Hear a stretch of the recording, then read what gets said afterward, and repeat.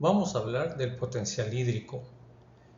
El potencial hídrico es una medida de la tendencia del agua de moverse de un área a otra, y para que ocurra el movimiento del agua debe existir una diferencia en el potencial hídrico entre las dos áreas. El potencial químico del agua es una expresión cuantitativa de la energía libre asociada con el agua. En termodinámica, la energía libre representa un potencial para realizar trabajo.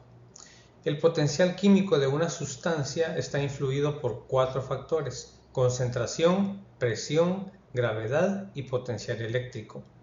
En biología, cuando se considera al agua como componente de distintos sistemas, tales como el suelo, la planta, la célula, la atmósfera, etc., la magnitud de uso más difundido para expresar y medir el estado de energía libre del agua es el llamado potencial hídrico. Hemos dicho que el potencial hídrico está influenciado por 4 factores: la concentración, la presión, la gravedad y el potencial eléctrico.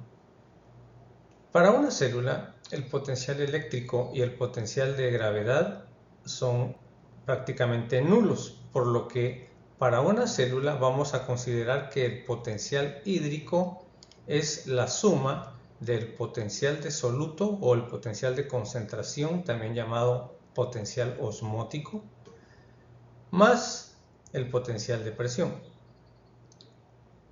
El potencial de soluto es una medida del contenido de soluto. Siempre es 0 para el agua pura, porque el agua pura no tiene ningún soluto disuelto.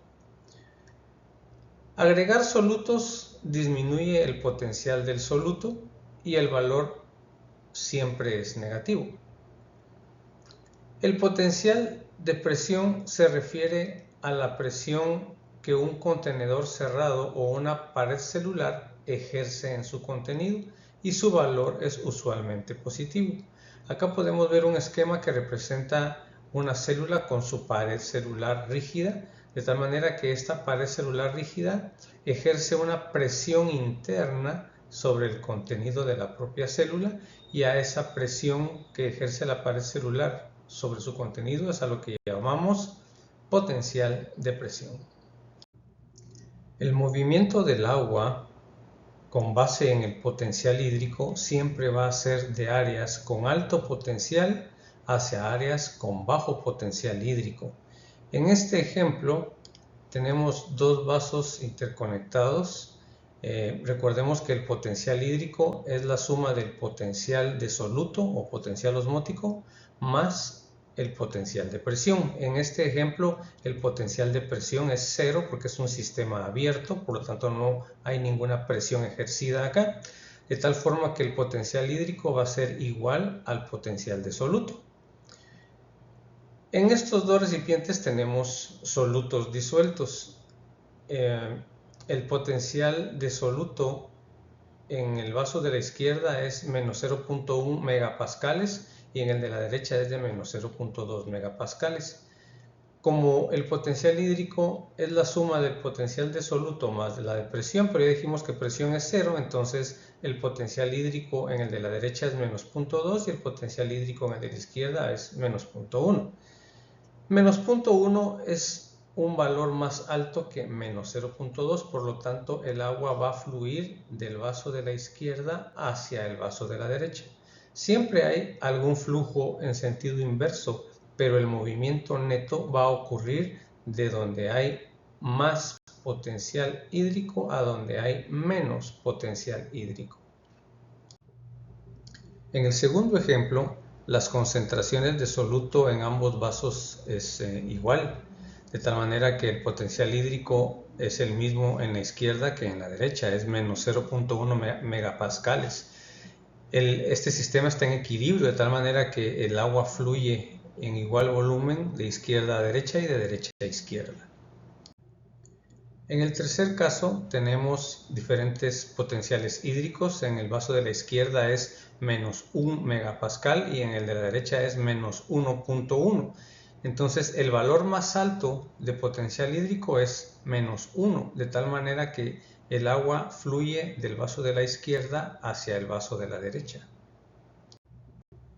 Hemos dicho que el potencial hídrico es igual a la suma del potencial de soluto o potencial osmótico más el potencial de presión.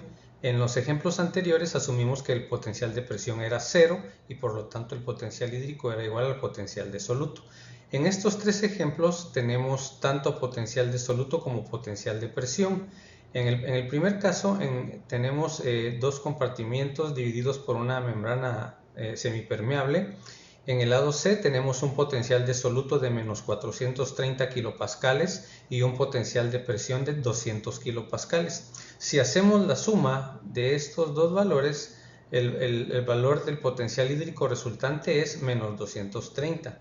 Y en el lado D, si hacemos la misma operación, el resultado es menos 50. Menos 50 es un valor más alto de potencial hídrico que menos 230, por lo tanto el agua va a fluir de derecha a izquierda. En el siguiente ejemplo, si hacemos la sumatoria en el lado E, eso nos da menos 300 kilopascales y en el lado F también nos da menos 300 kilopascales. Eso significa que este sistema está en equilibrio y el agua fluye en iguales volúmenes tanto de izquierda a derecha como de derecha a izquierda. En el último ejemplo, si hacemos la suma para determinar el potencial hídrico, tenemos que el valor más alto de potencial hídrico está en el lado G, por lo tanto el agua va a fluir de izquierda a derecha. En estos últimos cuatro ejemplos tenemos del lado izquierdo agua pura y del lado derecho una disolución 0.1 molar que tiene un potencial osmótico de menos 0.23 en los cuatro casos. En el primer caso, el potencial de presión es 0, es un sistema abierto, de tal manera que al hacer la suma de potencial de presión más potencial osmótico, el potencial osmótico es menos 0.23, el resultado es menos 0.23, y en el caso del agua, el potencial hídrico es 0 porque es agua pura y como no hay presión, pues el potencial osmótico es 0. 0 es mayor que menos 0.23, por lo tanto el agua fluye de izquierda a derecha. En el caso B tenemos las mismas, tenemos agua pura y la misma solución, disolución 0.1 molar, solo que aquí se está aplicando una presión positiva de 0.23. Cuando hacemos la suma del potencial de presión más el potencial osmótico nos da 0, 0.23 de la presión positiva y menos 0.23 del potencial de soluto nos da 0. Estas soluciones están en equilibrio. En el caso C, la presión positiva es más fuerte, es de 0.33. Cuando sumamos el potencial de presión y el potencial osmótico nos da un resultado de 0.10. 0.10 es mayor, este potencial hídrico es mayor que el del agua pura acá, que es 0, por lo tanto el agua va a fluir de derecha a izquierda. Y en el último caso tenemos que estamos aplicando una presión negativa, estamos haciendo una tensión en el lado del agua y esa tensión, como es negativa, en este ejemplo es de menos 0.33. El potencial osmótico es 0, de tal manera que el potencial hídrico total es de menos 0.33. Y en el lado derecho tenemos simplemente el potencial osmótico de menos 0.23. Menos 0.23 es mayor que menos 0.33, por lo tanto el agua fluye de derecha a izquierda. Puntos clave a tener en cuenta en potencial hídrico. 1. Las plantas usan el potencial hídrico para transportar agua hacia las hojas de forma que se lleve a cabo la fotosíntesis. El potencial hídrico es una medida de la energía potencial del agua, así como de la diferencia entre el potencial de una muestra de agua y el agua pura.